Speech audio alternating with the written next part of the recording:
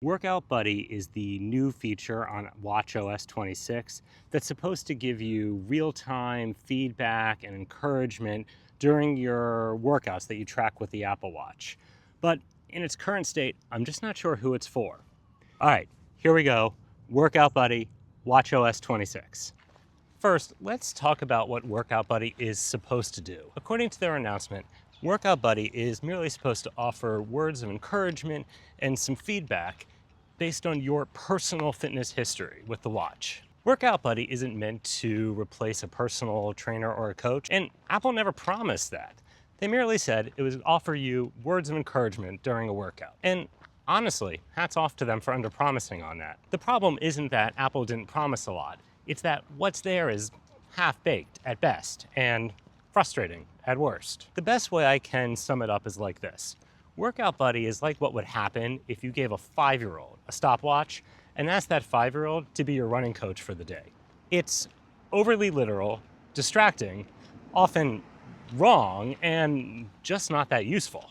Here are some examples. In my first few runs, I set a pace target of 9 minutes and 50 seconds. But Workout Buddy doesn't seem to understand how runners actually run. I don't normally hit my pace target until miles 2 or 3 at least. But within 20 seconds of my run, Workout Buddy would pause my music to tell me that I wasn't running on pace. Well, yeah, obviously. Even once I did hit my pace goal, Workout Buddy would constantly interrupt me to let me know that I wasn't hitting my target.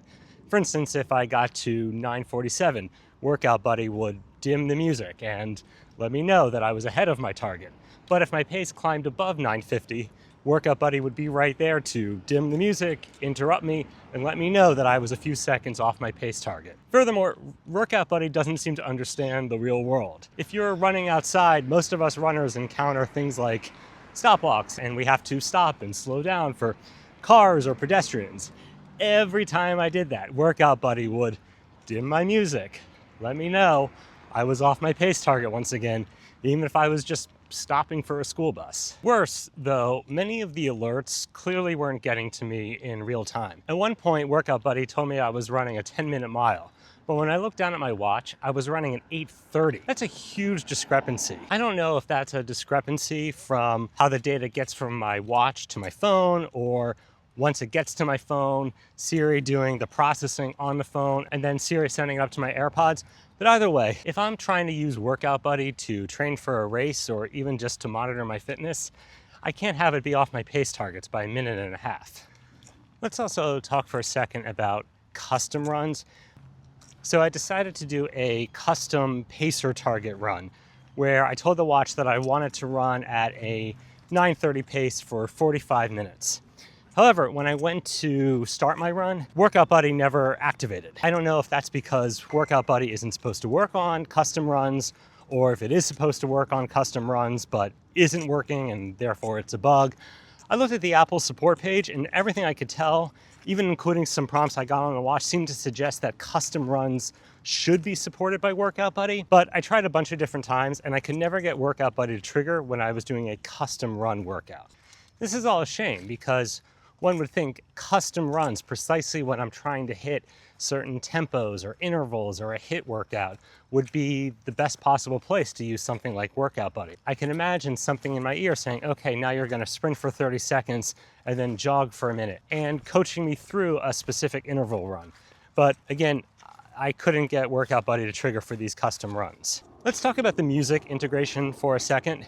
If music or a podcast isn't currently playing, Workout Buddy promises that it will pick music based specifically for you, based on what you like to listen to, and specifically what you like to listen to on that given workout.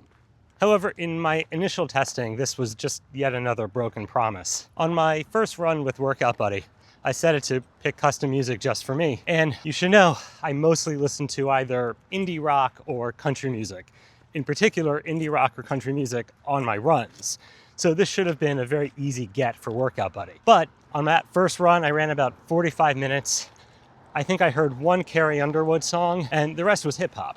Not that I minded, it was certainly fun, but I don't know how it got to that based on my past listening history. Worse yet, after some of the interruptions, and we've already established Workout Buddy likes to interrupt you a lot, the music failed to restart. I'll give Apple some grace here. I may not have been in the best cell service area during my testing, but even still, Apple should have done a better job caching my music for these moments. There is one bright spot I want to highlight about music. At the end of some of my miles, Workout Buddy would give me a prompt that was something like, "Congratulations on crushing that last mile in 9 minutes and 30 seconds.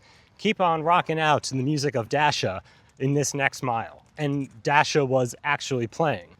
I actually thought that was a really cool feature. Interestingly enough, it didn't trigger on any of my first few runs with Workout Buddy, but it did trigger on some of my more recent runs. So I don't know if I just hadn't been running long enough for Workout Buddy to give me that kind of prompt, or if the feature was a little buggy in the first few days of my testing. I did try Workout Buddy on some of my strength training runs. The good news is it didn't interrupt me very often, but at the same time, I'm not really sure what it's for on a strength workout. It would give me a prompt at the beginning of my workout that was something like, "This is your 5th workout this week. Way to go. Keep on crushing it towards your goal this week." And then again, at the end of a workout, it would say something similar. So I guess this was an improvement from the constant interruptions, but not sure how useful this feedback would be for most people.